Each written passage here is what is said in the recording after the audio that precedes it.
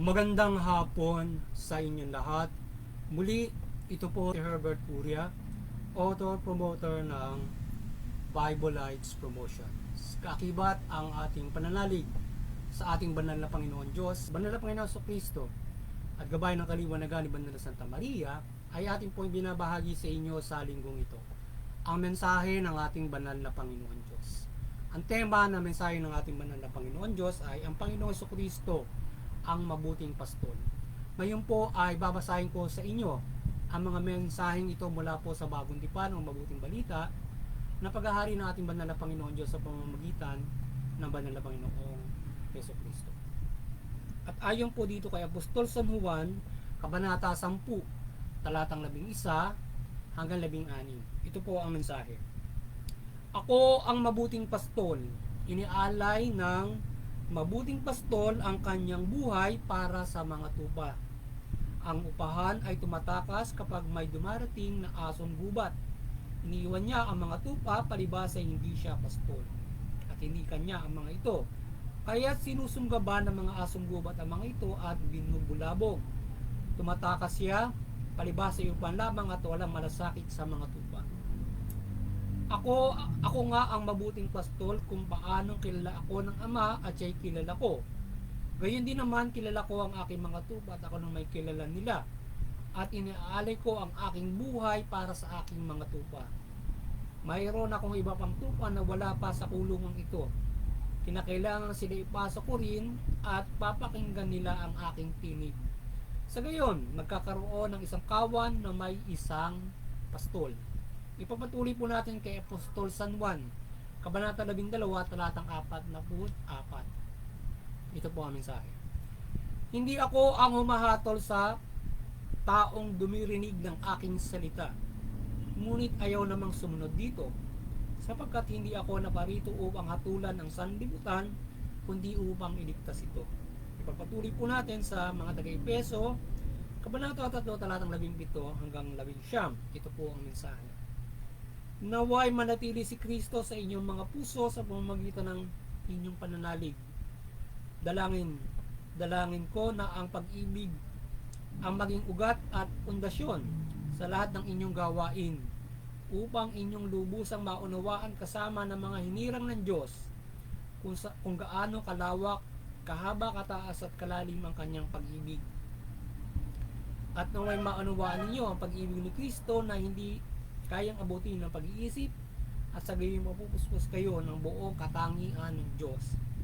Ipagpatuloy po natin sa mga taga-Hebreo, Kabanata 5, talatang 8 hanggang 10. Ito po ang mensahe. Kahit na ako'y anak ng Diyos, natutunan niya, kahit na siya'y anak ng Diyos, natutunan niya ang tunay na kahulugan ng pagsunod sa pamamagitan ng pagtitiis.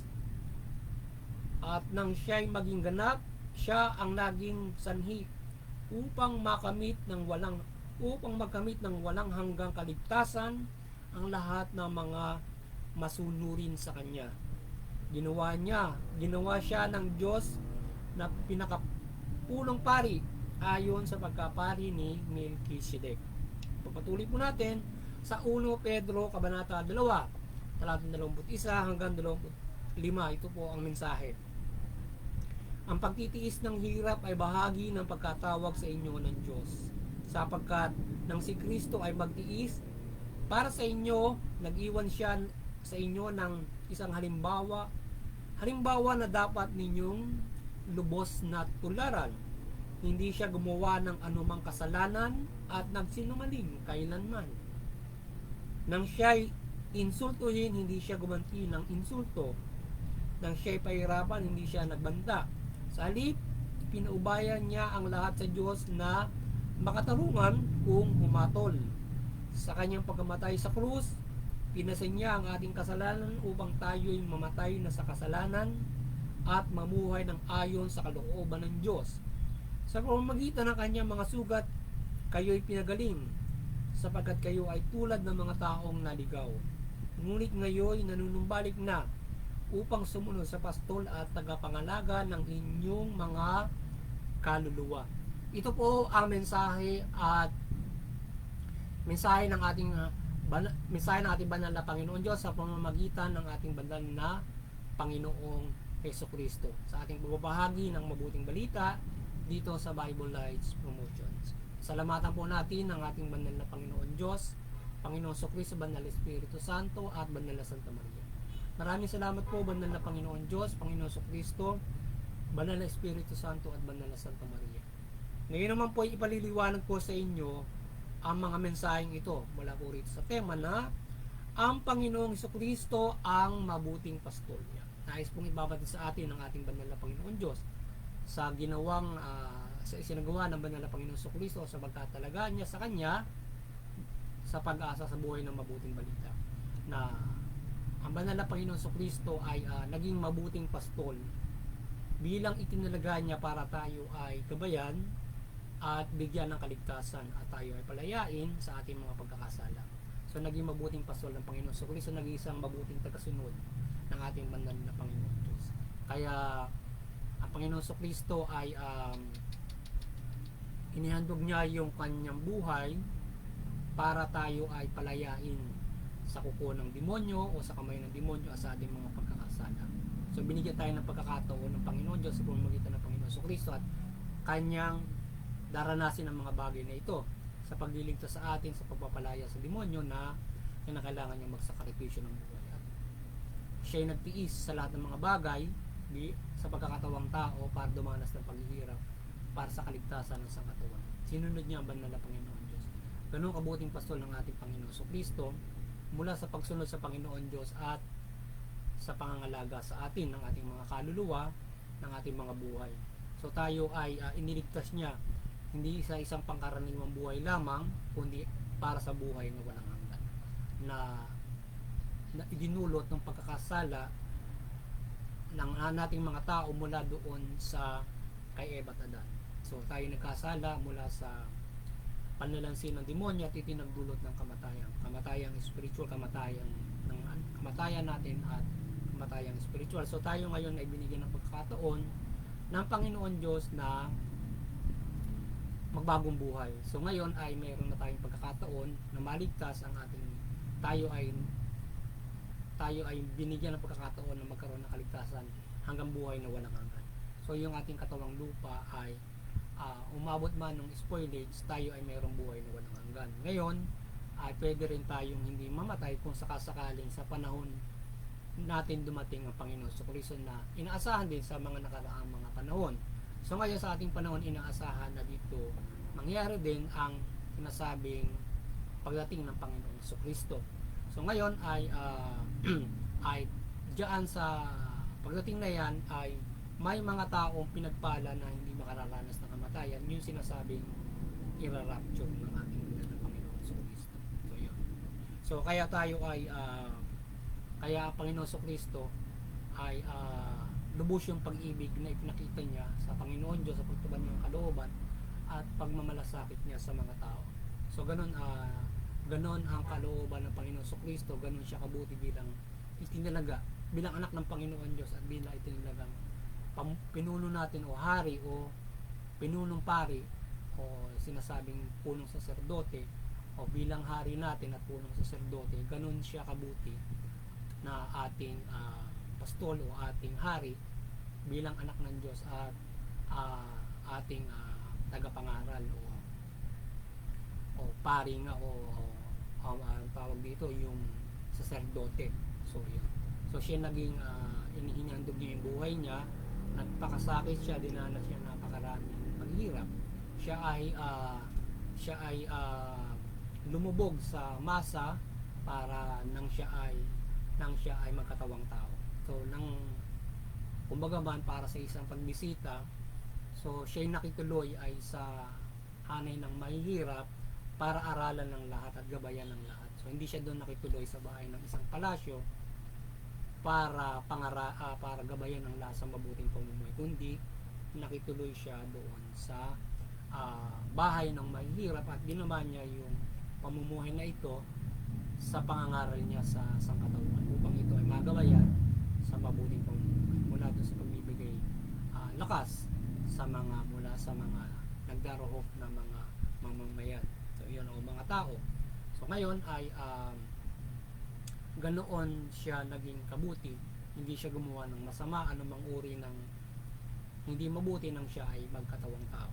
So naging siya isa ring halimbawa natin na lahat na para sa isang maging mabuting pinuno, isang mabuting pari, at isang mabuting tagapamahala.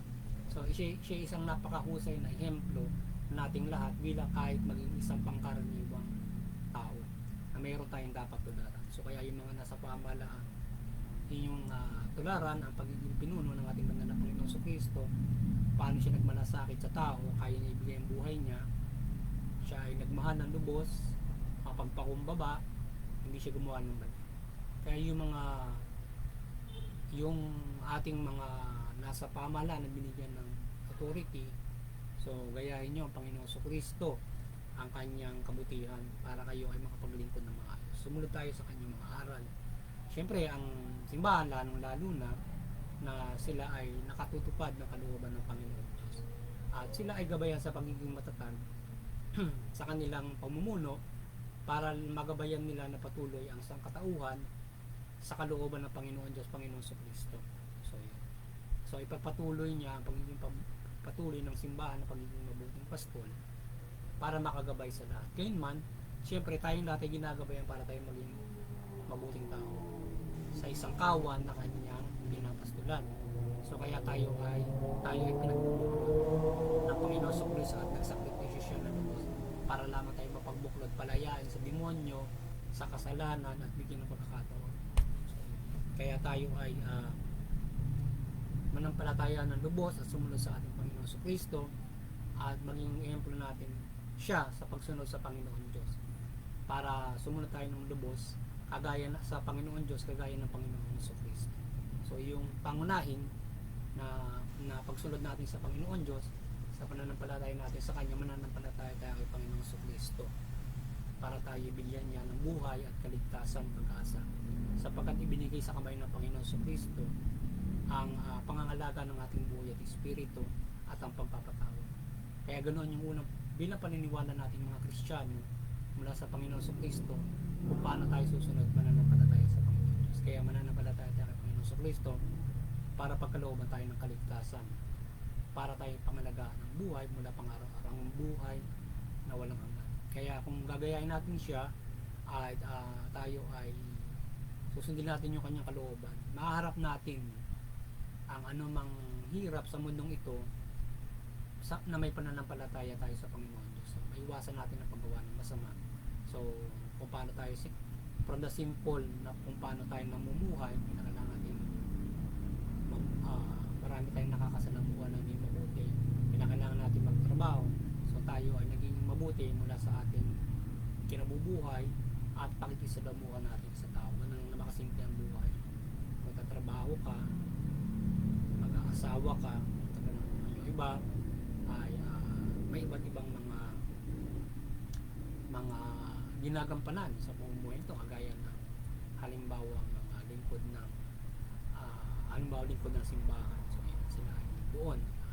Yung iba yung kasing ating paniniwala ng Kristiyano, yung iba ay ang simbahan walang hindi sila nag-aasawa, but dito sila sa gawain ito nag-excel. So, yung ibang pangkaraniwang buhay ay kung saka ikaw man ay yung simpleng buhay na nag-aasawa ka, dapat diyan ay maging mabuti kang ama, pastol ka ng iyong mga anak, at sundin mo ang Panginoon Kristo kung paano ka makikisalamuha sa lahat or magiging isang mabuting leader ng pamahalaan, may pamilya. So yun, mga ganang mga bagay. So kaya sa buhay natin ang mabuting balita at gayahin natin ating Panginoon Kristo sa lahat ng aspeto, pangkaraniwan, may authority ka sa pamahalaan, nasa simbahan ka, whatsoever na katatayuan natin sa buhay, kung paano tayo namumuhay as our choice or bilang itinalaga sa atin ng Panginoon Diyos. So tayo ay pagsikapan natin yan na gampanan natin kung ano ang ating nais na pamumuhay base sa gabay ng ating banal na gabay at pananampalataya natin kahit Panginoon Yesu Kristo, sa pananampalataya natin sa Panginoon Diyos. Kaya muli, sana ay nagabayan na naman at naliwanagan ng ating banal na Panginoon Kristo at napangalagaan ng inyong buhay at espiritu para sa ating kaligtasan at pananampalataya sa Panginoon Diyos mula sa ating pananampalataya sa Kanya. At magkaroon tayo ng kaligtasan spiritual at pang-araw-araw na kaligtasan sa ating pang-araw-araw na buhay. At pagpalain niya tayo at tayo gabayan niya ng Kanyang kapangyarihan mula sa mabuting balita para sa pagtahak ng buhay nito. Yan. At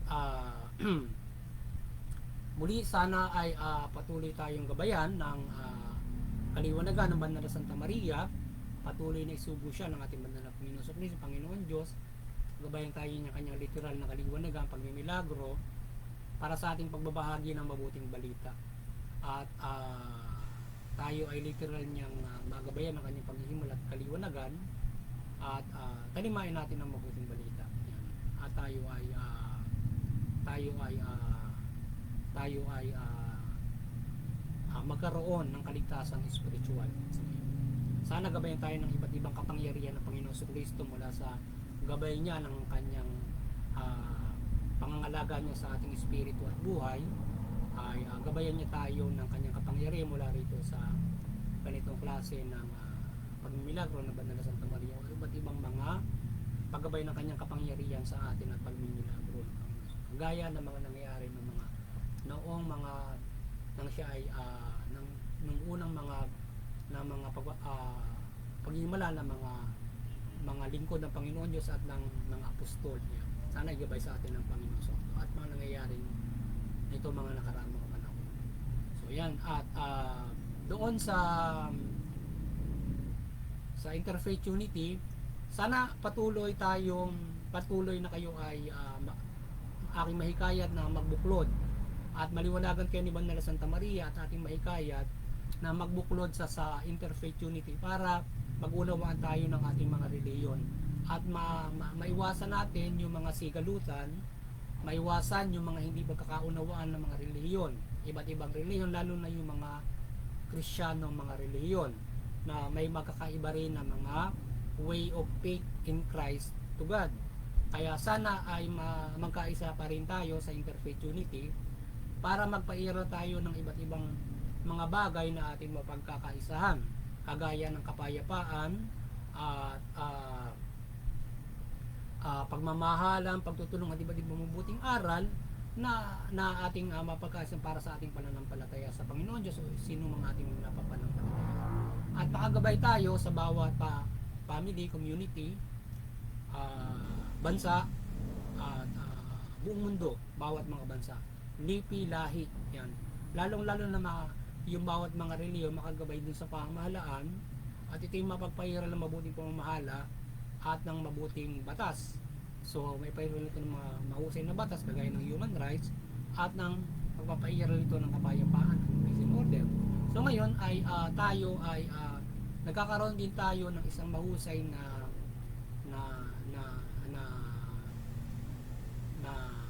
na makagagabay sa atin upang yung ating kung para tayo ay maiwasan natin yung sigalutan in practical legal barrier sa anumang uri ng mga hindi nagiging pagkakaunawaan ng mga relihiyon na may nangyayari na iba't ibang karahasan, may mga hate crime. So yung batas o yung pagpapairal niya ng legalidad ay nakakadulot ng kapayapaan sa bawat mga relihiyon na maaaring hindi nagkakaunawaan. But higit sa lahat ay pairalin natin yung pagkakaisa sa Interfaith Unity para magkaunawaan tayo, tumiral yung kapayapaan. So yun. At higit na nais naman ng Panginoon Diyos yan. So doon naman sa CBCP and Vatican Church, sana patuloy po kayong pagliwanagan ng Banal na Santa Maria at patuloy nyo pong pagbuklurin ang sangkatauhan sa pananampalataya sa Panginoon mula Panginoon sa Kristo at mabuting balita. Sa ating munting kakayanan, patuloy tayong maasa ng gabay ng kaliwanagan ng Panginoon Diyos, Panginoon sa Kristo, Banal na Espiritu Santo, gayon din na Banal na Santa Maria. At sana gabayan tayo palagi ng kanyang kapangyarihan ng mga paghihimala, lalong-lalo na sa ating pagbabahagi ng mabuting balita, lalong-lalo na sa paggabay sa pamahalaan. At yung pamahalaan ay mamahalan ng mabuti at matuwid at makatarungan at ito'y tumutugon sa kanilang mga gawain. Kayo mga pamalaan, maliwalagan kayo ni Banal Santa Maria ng mabuting balita, at kayo mamahala ng mabuti matuwid. Tugunin yung karapatang ng tao, patos na hustisya, at sa gayon ay makikinabang ninyo mamaya, makapamumuhay sila ng ayon sa karapatan, mapayapa at maunlad. Gayun din naman ay sana ay patuloy tayong protektahan at pagpalain ng Panginoon Diyos mula Panginoon sa Kristo, at sama-sama tayong magpuri at magpasalamat sa ating banal na Panginoon mula Panginoong Hesus Kristo. At